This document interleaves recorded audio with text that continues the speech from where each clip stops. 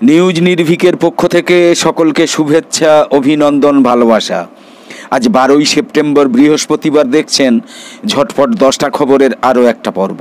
আজ প্রথমেই রাজ্যের খবরে থাকছে সীতারাম ইয়েচুরির মৃত্যুকে জাতীয় রাজনীতির ক্ষতি বলে মন্তব্য করেছেন মুখ্যমন্ত্রী মমতা বন্দ্যোপাধ্যায়। আর রাহুল গান্ধী বলেছেন, একজন বন্ধুকে হারালাম। নিউজ নির্ভীকের ঝটপট 10টা খবরের প্রথম এই খবর ছাড়াও আঞ্চলিক, জাতীয় এবং আন্তর্জাতিক মিলিয়ে আরও গুরুত্বপূর্ণ যে খবরগুলো থাকছে সেগুলো হলো, ডাক্তারদের মানুষের কথা মনে করিয়ে দিয়ে সাংবাদিক বৈঠক করে মমতা বন্দ্যোপাধ্যায় বলেছেন, ওরা বিচার নয়, ওরা চেয়ার চায়। সুপ্রিম কোর্টের প্রধান বিচারপতি DY চন্দ্রচূড়ের বাড়িতে পারিবারিক গণেশ পুজোয় অংশ নিয়েছেন প্রধানমন্ত্রী নরেন্দ্র মোদী। ফলে প্রবল রাজনৈতিক বিতর্ক শুরু হয়েছে। বাংলাদেশের সার্বিক পরিস্থিতি স্থিতিশীল হবে বলে আশাবাদ ব্যক্ত করেছেন লোকসভার বিরোধী দলনেতা রাহুল গান্ধী। গাজায় 5 শতাধিক তাঁবু পাঠিয়েছে ইউরোপের দেশ বেলজিয়াম। বুধবার এক এক্স বার্তায় এই তথ্য জানিয়েছে দেশটার পররাষ্ট্র মন্ত্রণালয়। জাতিসংঘের মহাসচিব আন্তোনিও গুতেরেস বলেছেন, ফিলিস্তিনের গাজায় যা ঘটছে তা সম্পূর্ণ অগ্রহণযোগ্য। কোরীয় উপদ্বীপের পূর্বে জাপান সাগরে বেশ কয়েকটা ব্যালিস্টিক ক্ষেপণাস্ত্র নিক্ষেপ করেছে উত্তর কোরিয়া। হামাস প্রধান ইয়াহিয়া সিনওয়ার বলেছেন, হামাসের সাবেক প্রধান ইসমাইল হানিয়ার হত্যা ফিলিস্তিনি জনগণের প্রতিরোধকে আরও বেশি শক্তিশালী করে ইসরায়েলকে আরও বেশি ধ্বংসের কাছাকাছি নিয়ে যাবে। ইউক্রেনের প্রেসিডেন্ট ভলোদিমির জেলেনস্কি এই বলে স্বীকারোক্তি করেছেন যে ইরান রাশিয়ায় ক্ষেপণাস্ত্র পাঠিয়েছে বলে ইউক্রেনের কাছে কোনো প্রমাণ নেই। সব মিলিয়ে নিউজ নির্ভীকের ঝটপট 10টা খবরের আজকের পর্বে দেখে নিন এমনই সব গুরুত্বপূর্ণ কম বেশি 10টা খবর। সীতারাম ইয়েচুরির মৃত্যুকে জাতীয় রাজনীতির ক্ষতি বলে মন্তব্য করেছেন মমতা বন্দ্যোপাধ্যায়। আর রাহুল গান্ধী বলেছেন, একজন বন্ধুকে হারালাম। বৃহস্পতিবার এক্স হ্যান্ডেলে মমতা বন্দ্যোপাধ্যায় লিখেছেন, শ্রী সীতারাম ইয়েচুরি মারা গিয়েছেন জেনে আমি দুঃখিত। আমি সংসদ সদস্য থাকাকালীন তাকে চিনতাম। তার মৃত্যুতে জাতীয় রাজনীতি ক্ষতিগ্রস্ত হলো। আমি তার পরিবার, পরিজন এবং সহকর্মীদের প্রতি আমার সমবেদনা প্রকাশ করছি। ইয়েচুরির দলের বিরুদ্ধেই বাংলায় আপোষহীন লড়াইয়ে পরিচিতি পেয়েছিলেন মমতা বন্দ্যোপাধ্যায়। যদিও গত বছর জাতীয় স্তরে বিজেপি বিরোধী জোট ইন্ডিয়া গড়ে ওঠার পর বেশ কয়েকটা বৈঠকে তারা একসঙ্গে হাজির থেকেছেন। সিপিএমের সাধারণ সম্পাদককে ইয়েচুরিজি বলে সম্বোধনও করতে শোনা গিয়েছে তৃণমূল নেত্রীকে। ইন্ডিয়ার বৃহত্তম দল কংগ্রেসের সাংসদ তথা লোকসভা বিরোধী দলনেতা রাহুল গান্ধী বৃহস্পতিবার ইয়েচুরির মৃত্যুতে শোক প্রকাশ করে বলেছেন, সীতারাম ইয়েচুরিজি আমার বন্ধু ছিলেন।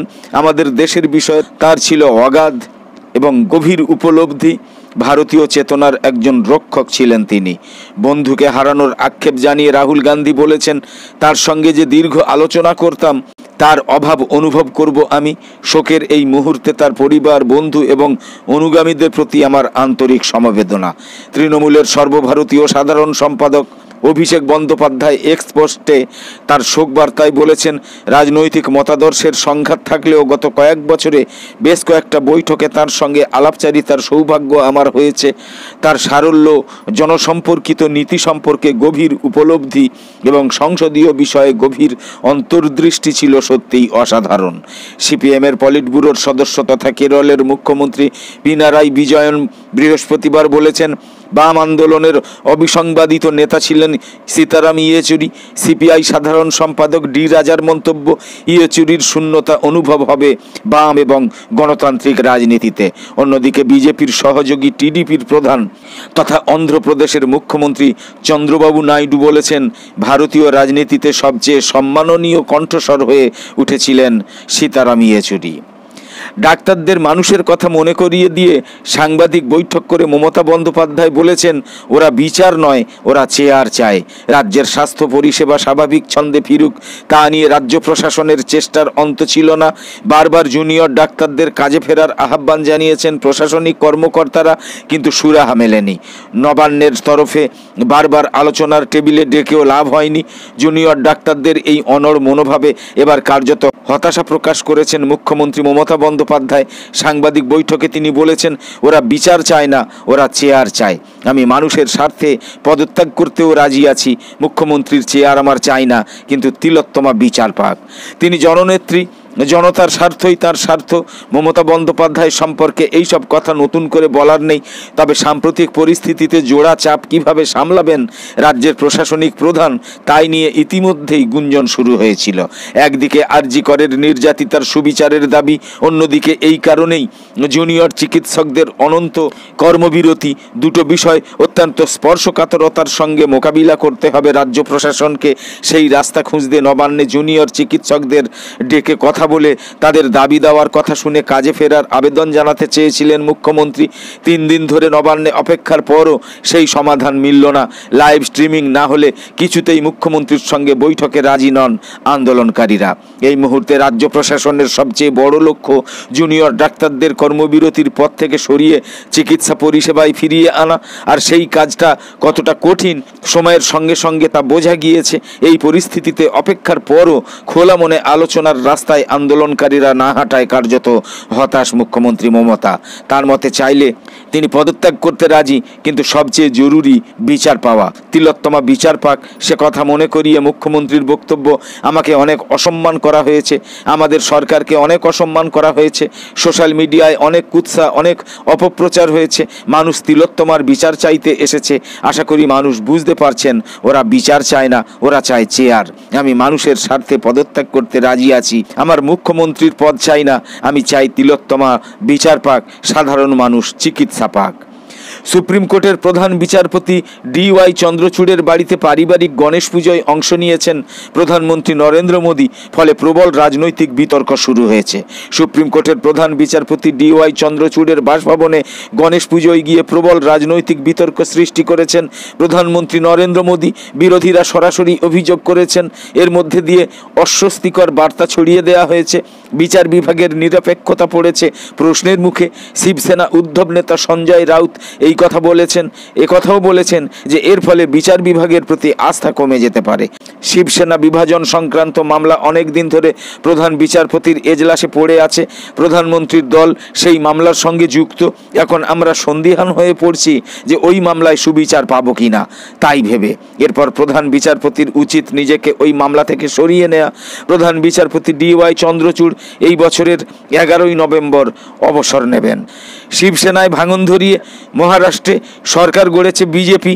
সিন্ডে অনুগামীর 39 জনের সদস্যপদ খারিজ করে দিয়েছিলেন শিবসেনা প্রধান উদ্ধব ঠাকরে, কিন্তু লোকসভার স্পিকার সেই নির্দেশ বাতিল করে দেন। নির্বাচন কমিশনও শিন্ডে গোষ্ঠীকে আদি শিবসেনা বলে স্বীকৃতি দেয়। একনাথ শিন্ডে এখন মহারাষ্ট্রের মুখ্যমন্ত্রী। গত জানুয়ারি মাস থেকে সেই মামলা প্রধান বিচারপতির এজলাসে রয়েছে। সঞ্জয় রাউতের আশঙ্কা, ওই মামলায় এখন তারা সুবিচার পাবেন কিনা তা নিয়ে সন্দেহ রয়েছে। তাছাড়া রাজ্যের বিধানসভা ভোটের আগে মামলায় সুরাহা হবে কিনা সে বিষয়েও তারা সন্দেহ প্রকাশ করেছেন।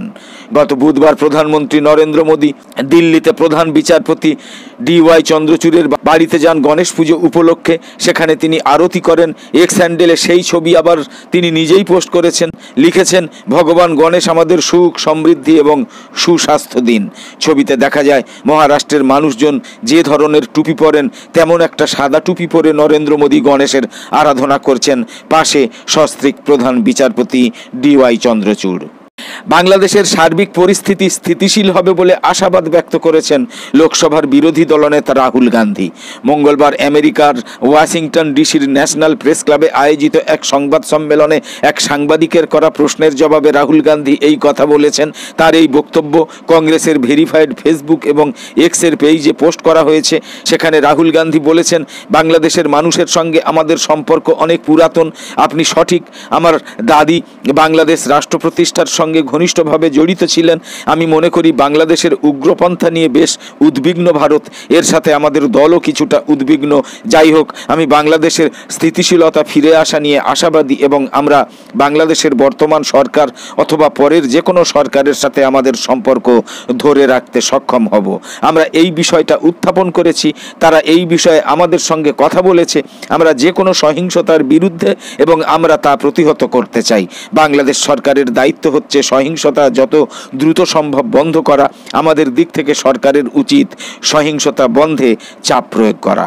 গাজায় 5 শতাধিক তাঁবু পাঠিয়েছে ইউরোপের দেশ বেলজিয়াম। বুধবার এক এক্স বার্তায় এই তথ্য জানিয়েছে দেশটার পররাষ্ট্র মন্ত্রণালয়।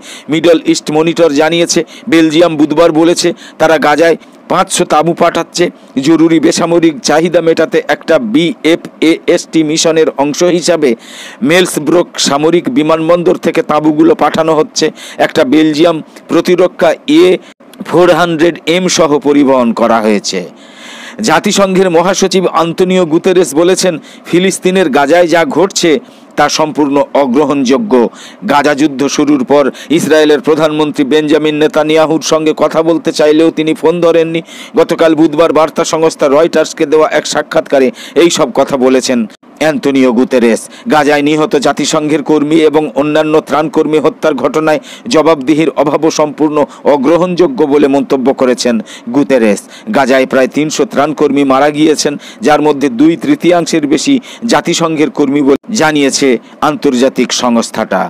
গাজায় এখনও পর্যন্ত 41,000-এর বেশি ফিলিস্তিনি মারা গিয়েছেন বলে স্থানীয় কর্মকর্তারা জানিয়েছেন।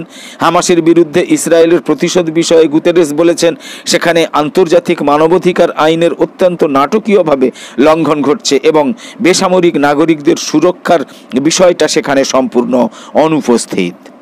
কোরীয় উপদ্বীপের পূর্বে জাপান সাগরে বেশ কয়েকটা ব্যালিস্টিক ক্ষেপণাস্ত্র নিক্ষেপ করেছে উত্তর কোরিয়া।